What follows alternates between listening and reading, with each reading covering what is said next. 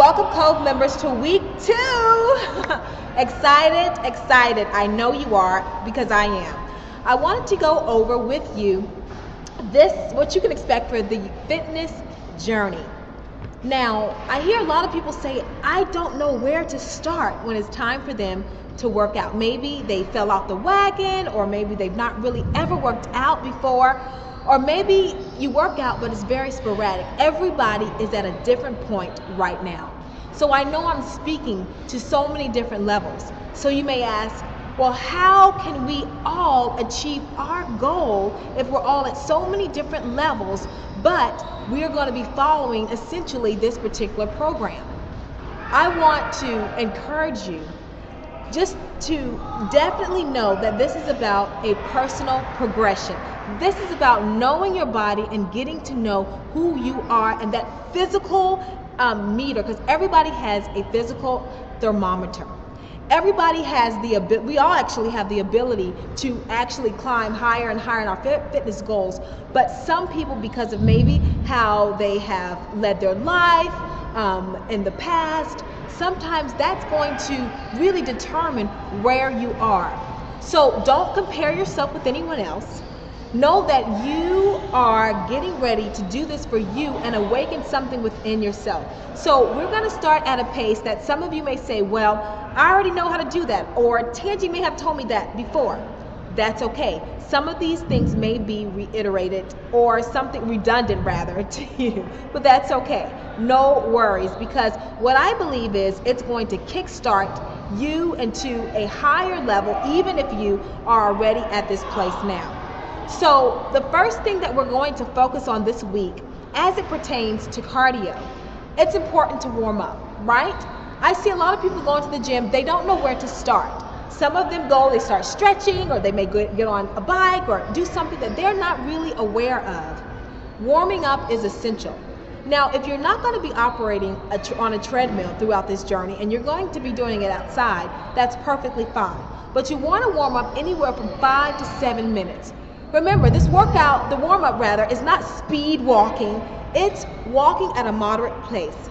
You are preparing your body for the demand you're about to place on it throughout the workout. So you want to make sure that your body's up tall and your core is engaged, and make sure that you're breathing, your shoulders are relaxed, and your proper form is there. After you do your 5 to 7 warm-up, it's time for your stretches. Now, these are your static stretches. There are different levels of stretches, and you're going to learn about them.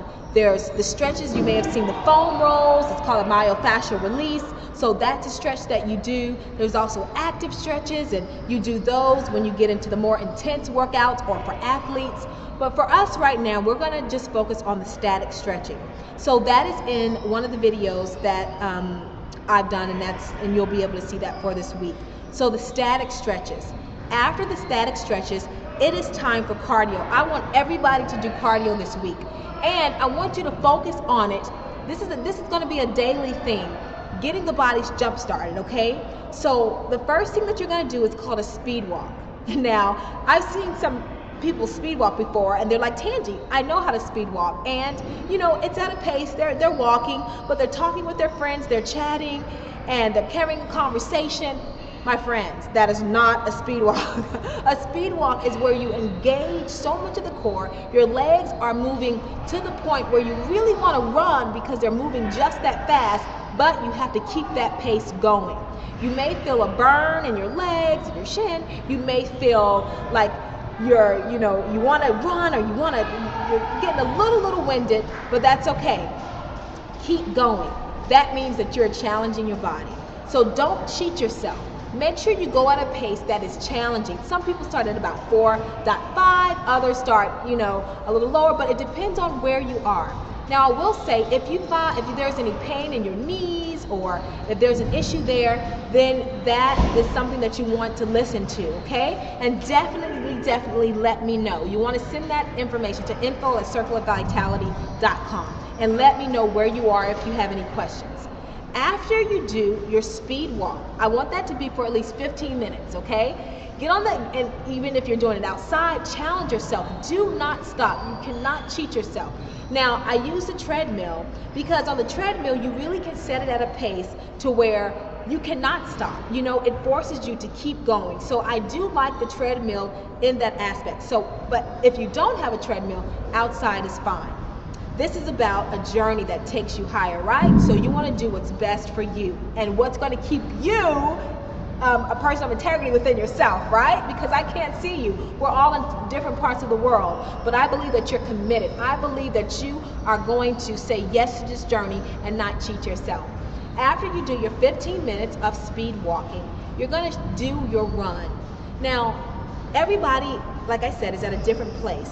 Some of you may not be able to run, and you would have found that out as far as getting clearance from your doctor or your health professional. If you don't have any knee issues or hip or anything like that, and you know that you're set and you're cleared to run, and you just haven't in a while, or you feel like you're so winded you don't even know if you can run, that's okay, you can. Everybody can run. So what you want to do is you're going to get on the treadmill, and we're not concerned about speed. This is not about speed right now. This is all about endurance. You want to make sure that you can run at least 30 minutes at the end of this 4-month process. Everybody can run at least 30 minutes at the end, okay? If your body is where it needs to be and you're healthy, okay? So 5 minutes is what I'm asking. Not at a speed that is too challenging for yourself, but at a jog. I want you to jog for 5 minutes, okay? If you're at a different level and you know where you are, those that are at a different level, I want you to double it, okay? And if you feel like you're really at a level that's higher, triple it. But if you haven't worked out in a while, really listen to your body. Okay, so this is what we're going to do throughout this week. I would like you to do your speed walk and your run. Let's work on that throughout this entire week. I want you to be able to run by the end of the week at least 6 minutes, okay? So you're going to start with 5 minutes. The next day you may do another 5 minutes, and maybe you'll do 5.5, and you're going to continue to add as you are able, okay? At the end of your speed walking and your run, I want you to take a picture. Take a picture of that, the time on either if you're going to do the treadmill or even if you're outside. I just want you to take a picture of yourself and say, I did it, okay? And you're going to post that picture in your articles where your fitness log is, and you're just going to write what you did. You're going to say, I did my 15 minutes, and then you're going to post your picture, okay?